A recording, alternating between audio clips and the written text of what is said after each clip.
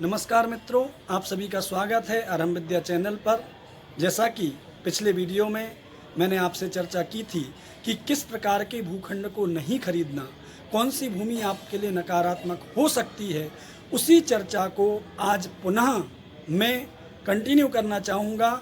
उन्हीं प्रभावों को और आगे, क्योंकि एक वीडियो में पूरी चर्चा कर पाना संभव नहीं हो सकता और इतना समय और इतना हमारे पास पेशेंस नहीं होता कि हम बहुत लंबे वीडियो देख सकें, तो दूसरे भाग में भी उसी चर्चा को मैं कंटिन्यू कर रहा हूं।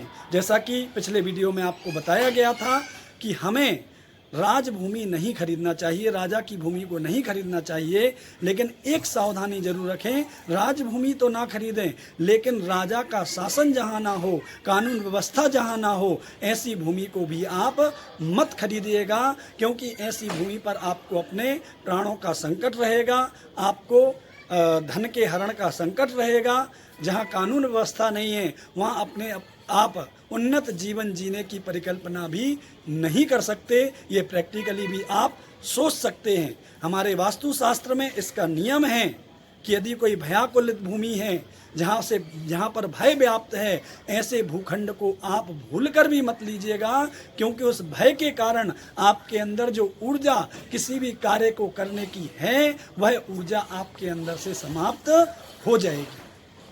अगले पॉइंट में देवालय बहुत महत्वपूर्ण स्थान है, हमारी आस्था का केंद्र होता है, लेकिन देवालय की भूमि आपके लिए उतनी ही विपरीत हो सकती है जितना कि सकारात्मक आपको देवालय हो सकता है। देवालय की भूमि भूलकर मत खरीदिएगा, क्योंकि ऐसी भूमि आपने खरीदी तो वो आपके यश कीर्ति का नाश करेगी, आपके समृद्धि में बाधक बनेगी, आपके उन्नति में बाधक बनेगी, आपके धन के नाश का कारण बनेगी, और मृत्यु का भय भी उस भूमि पर आपको हो सकता है। जिस भूमि पर बहुत से कौवे निवास करते हों, गिद्ध निवास करते हों या कबूतर निवास करते हों, ऐसे स्थान की भूमि को भी आप भूलकर मत लीजिएगा, क्योंकि वह भूमि आपके लिए रोग, शोक, संकट और मृत्यु के भय का कारण बनेगी। ऐसी भूमि का भी आप त्याग कीजिएगा। जिस स्थान पर किसी का हत्या हुआ हो, मर्डर हुआ हो, या फिर जहाँ पर बड़े बड़े नरसंहार हुए हों, बड़े बड़े युद्ध हुए हों, ऐसी भूमि को भी आप भूलकर भी मत लीजिएगा, क्योंकि ऐसी भूमि नकारात्मकता से भरी हुई होती है, और वह नकारात्मकता आपके वृद्धि में, आपके जीवन को उन्नत बनाने में बाधक बनेगी और आपके जीवन में भयों से व्याप्त कर देगी आपके जीवन को। इसलिए ऐसी भूमि को भी भूलकर मत लीजिएगा।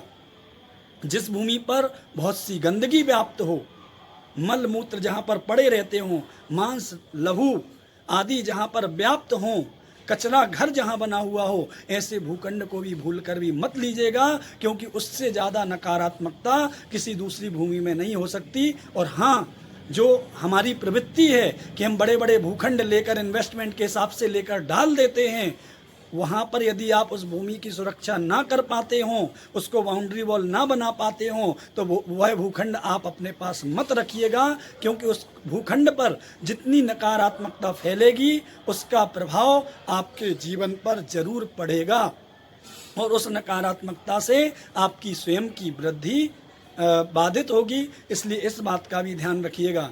किसी भूमि पर बहुत ज़्यादा दीमक हो तो दीमक वाली भूमि मत लीजिएगा। उस भूमि पर राहु का वास माना जाता है, और राहु से ग्रसित भूमि आपके उन्नति में बाधक बनेगी, आपके यश कीर्ति में, आपके आगे बढ़ने में बाधक वो बनेगी, आपके जीवन में संकट को लेकर आएगी। बहुत ज़्यादा कांटेदार वृक्ष हों, कांटे बिखरे पड़े हों, तो ऐसे भूखंड को भी आप भूल कर भी मत खरीदिएगा, क्योंकि वह भूखंड जैसे कांटे चुभते हैं, आपके जीवन को इतने संकटों से भरेंगे कि पूरा जीवन आपको चुभता हुआ सा प्रतीत होगा।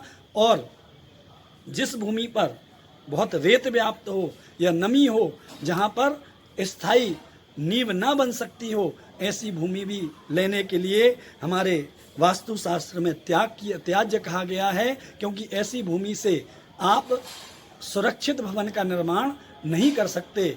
हाँ, जल तत्व की अधिकता जरूरी है, लेकिन जल तत्व इतना ना हो कि आपके मकान को ही वह ध्वस्त कर दे और आपके जीवन के लिए ही जो संकटवान बन जाए।